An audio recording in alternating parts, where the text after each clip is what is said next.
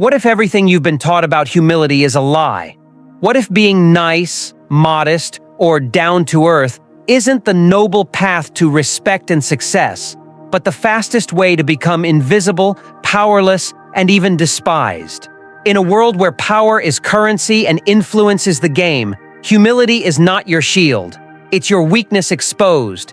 Imagine handing over your power to others before you've even fought for it. Sounds shocking? It should.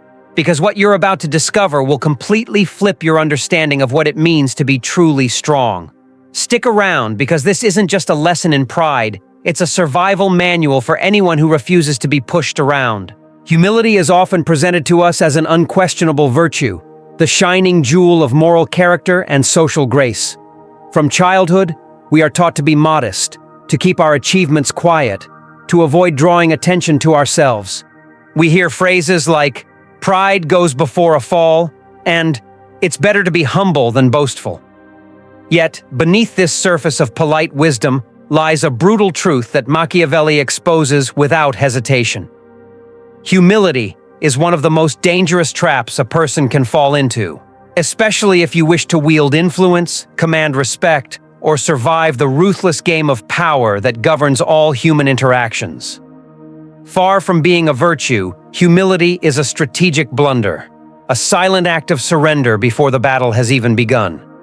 Consider what humility really does in the context of power dynamics. When you humble yourself, you are signaling weakness. You are voluntarily lowering your status in the eyes of others, admitting that you are not worthy of full respect or attention. This is no small matter. Human beings, like all social creatures, instinctively assess status, dominance, and threat. Those who project strength and confidence attract followers, allies, and fear.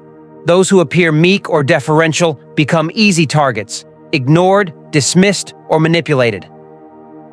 Machiavelli, with ruthless clarity, would argue that the humble man or woman places a metaphorical sign above their head that reads, "I am not dangerous. Take what you want."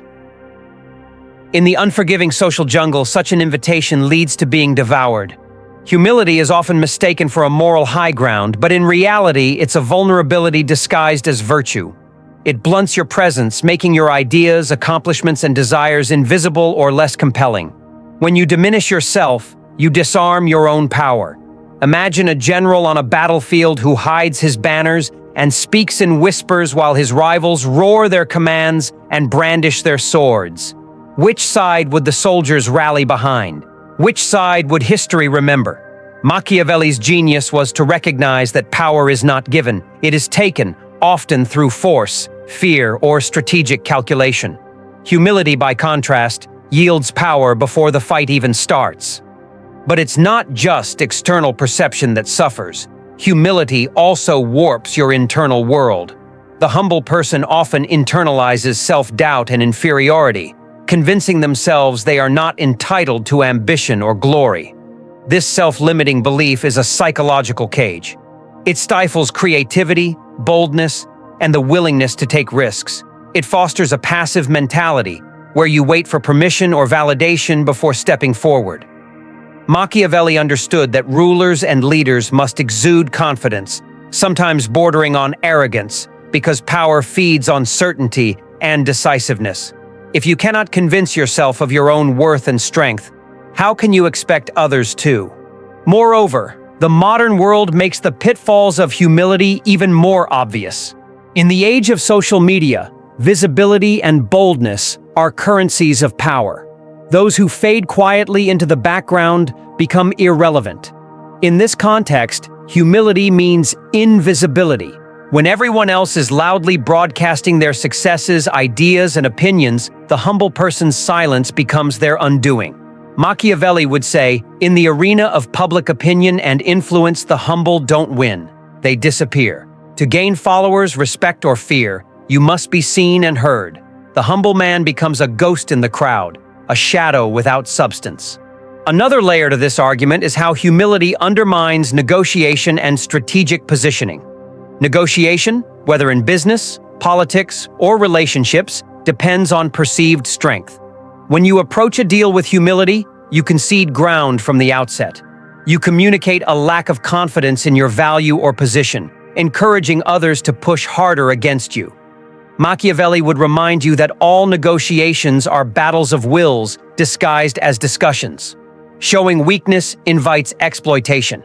The humble negotiator becomes the one who loses the most because they never assert their true worth or intentions.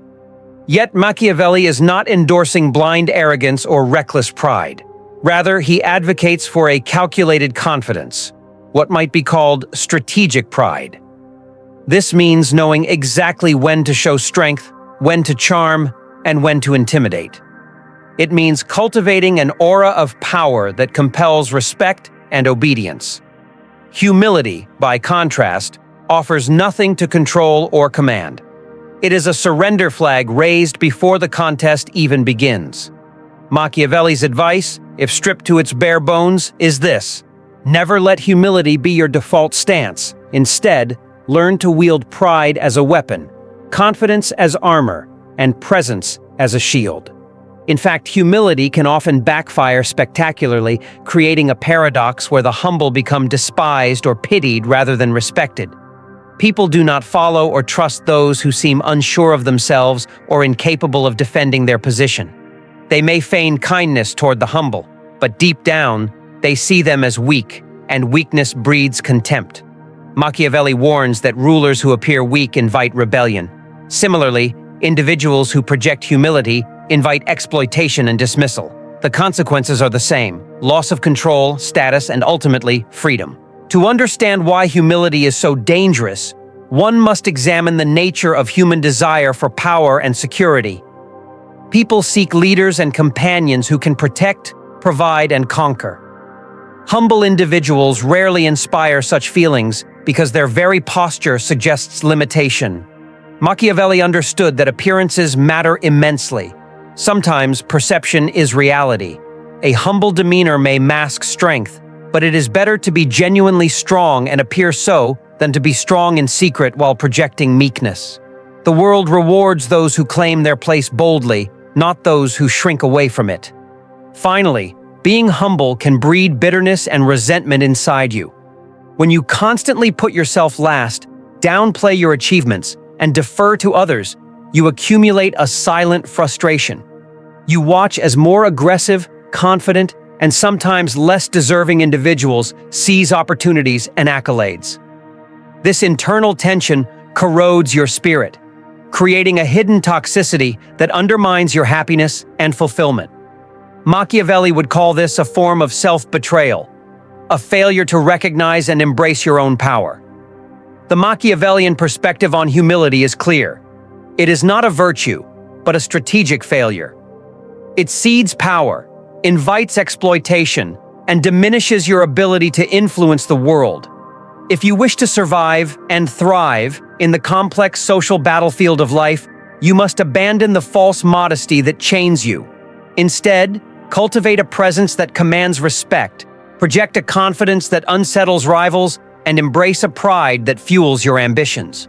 Humility, as society often preaches it, is the worst thing you can do. It is the trap that keeps you small while others take what could have been yours.